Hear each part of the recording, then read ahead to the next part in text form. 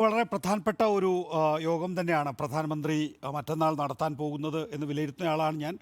നേരത്തെ 10 മണ്ഡലങ്ങൾ, പിന്നീട് 5 മണ്ഡലങ്ങൾ എ ക്ലാസ് മണ്ഡലങ്ങളാണ് എന്നൊക്കെ BJP പറഞ്ഞിരുന്നുവെങ്കിലും യഥാർത്ഥത്തിൽ നമുക്കെല്ലാവർക്കും അറിയാവുന്ന പോലെ തിരുവനന്തപുരവും തൃശ്ശൂരും 2 ലോക്സഭാ മണ്ഡലങ്ങൾ BJPയെ സംബന്ധിച്ചിടത്തോളം എ ക്ലാസ് മണ്ഡലം തന്നെയാണ്. BJP പരിശ്രമിച്ചാൽ റിസൾട്ട് ഉണ്ടാക്കാൻ കഴിയുന്ന 2 മണ്ഡലങ്ങൾ തന്നെയാണ് ഇവ എന്ന കാര്യത്തിൽ തർക്കമില്ല. അതുകൊണ്ടാണ് അനിൽ ആൻ്റണിയൊക്കെ BJP വിളിച്ചു വരുത്തിയിട്ടുള്ളത്. അതിൻ്റെ അടിസ്ഥാനത്തിലാണ് ഈ 25-ാം തീയതി നടന്നിട്ടുള്ള ഈ ക്രൈസ്തവ മതമേലധ്യക്ഷന്മാരുടെയും ബിസിനസ്സുകാരുടെയും ഒക്കെ കൂട്ടായ്മ എന്ന് പറയുന്നത് ഈ അനിൽ ആൻ്റണിയുടെ ഒക്കെ കോൺട്രിബ്യൂഷൻ പ്രധാനമന്ത്രി തന്നെ അത് വ്യക്തമാക്കിയിട്ടുണ്ടെന്നാണ് ഞാൻ കരുതുന്നത്. അപ്പോൾ ആ നിലയിൽ നല്ല രീതിയിൽ ശ്രമത. നേരത്തെ ഒരു ഫാദർ കുര്യാക്കോസ് മറ്റത്തിനുണ്ടായിരുന്നു. ഇപ്പോൾ ഓർത്തഡോക്സ് നിലയ്ക്കൽ ഭദ്രാസനം സെക്രട്ടറി നേരത്തെ സ്മൃതി ചൂണ്ടിക്കാണിച്ച പോലെ ഫാദർ ഷൈജു കുര്യൻ. അതിനകത്ത് തന്നെ നേരത്തെ സ്മൃതി അത് പറഞ്ഞു പോയതുകൊണ്ട് ഞാനത് ആവർത്തിക്കുന്നില്ല. സഭയുടെ വലിയ മെത്രാപ്പൊലിത്ത മാർ കുര്യാക്കോസ് ക്ലമ്മിസ് തിരുമേനിയുടെ സാന്നിധ്യത്തിലാണ്.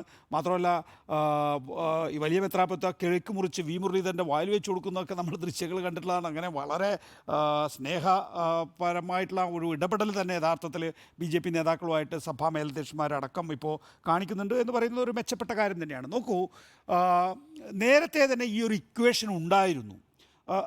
ഒരു ഗോവ മനോഹർ പരീക്കർ മാതൃകയിൽ കേരളത്തിൽ ക്രൈസ്തവരുമായി ഇഴുകിച്ചേർന്ന് പോകണമെന്നുള്ളത് AB വാജ്പേയിയുടെ കാലഘട്ടത്തിൽ തന്നെ യഥാർത്ഥത്തിൽ കേരളത്തിലേക്ക് നൽകിയിട്ടുള്ള നിർദ്ദേശമായിരുന്നു. അതിൻ്റെ അടിസ്ഥാനത്തിൽ KM മാണിയുമായി പല ഘട്ടത്തിലും BJP ചർച്ച നടത്തിയിരുന്നു. പ്രാദേശിക തെരഞ്ഞെടുപ്പിലൊക്കെ തന്നെയും ആ കാലഘട്ടത്തിലൊക്കെ നമ്മൾ കേട്ടിട്ടുള്ളത് BJPയുമായിട്ടൊരു ടാക്ടിക്കൽ അണ്ടർസ്റ്റാൻഡിങ് യഥാർത്ഥത്തിൽ മാണി സാറിനെ പോലുള്ളവർ നടത്തിയിരുന്നു എന്നുള്ളതാണ്. അപ്പോൾ പല തദ്ദേശ ഭരണ തെരഞ്ഞെടുപ്പുകളിലും മാണി സാറായിരുന്നു അതിനിടയിൽ നിന്നിട്ടുള്ള ഒരു പാലം എന്ന് പറയുന്നത്. അപ്പോൾ ആ നിലയിൽ BJP നേരത്തെ തന്നെ നടത്തിയിട്ടുള്ള ശ്രമം. പക്ഷേ ആ ഘട്ടത്തിൽ എനിക്ക് തോന്നുന്നു വി മുരളീധരനെ പോലുള്ളവരാണെന്ന് തോന്നുന്നു. വി മുരളീധരൻ പ്രസിഡന്റ് ആയിരിക്കുന്ന സമയത്താണ് മാണി സാറ് മുന്നണിയിലേക്ക് വരുന്നതിനെ പ്രത്യക്ഷത്തിൽ എതിർക്കുകയും യഥാർത്ഥത്തിൽ കേരള കോൺഗ്രസ് മാണി വിഭാഗമൊക്കെ നേരത്തെ ഒരു സാധ്യത തേടിയിരുന്നു. BJP മുന്നണിയിലേക്ക് പോയാൽ കിട്ടാവുന്ന സ്ഥാനമാനങ്ങളെക്കുറിച്ചൊക്കെയുള്ള സാധ്യതകൾ തേടിയിരുന്നു. പക്ഷേ അതെവിടെയൊക്കെ ബ്രേക്കായിപ്പോയി. വി മുരളീധരനൊക്കെ അതിന് എതിരായി നിന്നാണ്. ഇന്നിപ്പോൾ വി മുരളീധരന് സ്വന്തമായിട്ടൊരു രാഷ്ട്രീയമൊന്നും രൂപീകരിക്കാൻ കേരളത്തിലാണെങ്കിൽ പോലും പറ്റില്ല. അപ്പോൾ ദേശീയ തലത്തിൽ എങ്ങനെയാണോ നിർദ്ദേശിക്കുന്നത് അതിനനുസരിച്ച് പോകാൻ കഴിയുള്ളൂ എന്നുള്ളതാണ്. ഇപ്പോൾ അമിത്ഷാ മത്സര സാധ്യതയുള്ള കണ്ടെത്തിയിട്ടുള്ള മണ്ഡലങ്ങളിൽ 2 എണ്ണമാണ് തിരുവനന്തപുരവും തൃശ്ശൂരും എന്ന് പറയുന്നത്. അവിടെ ക്രൈസ്തവരുടെ പിന്തുണ ഉണ്ടായേ തീരൂ എന്നുള്ളതാണ്. ഒന്ന് ലാറ്റിൻ വിഭാഗത്തിൻ്റെ പിന്തുണ.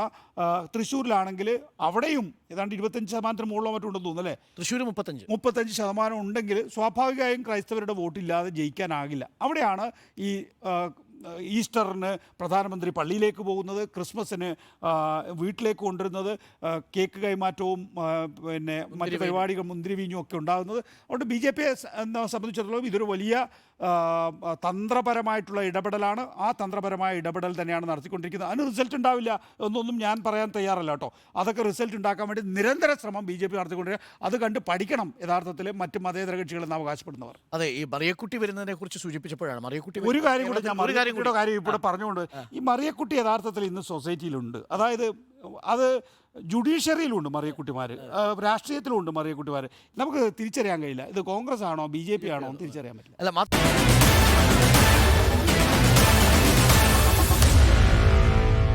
Meet the editors.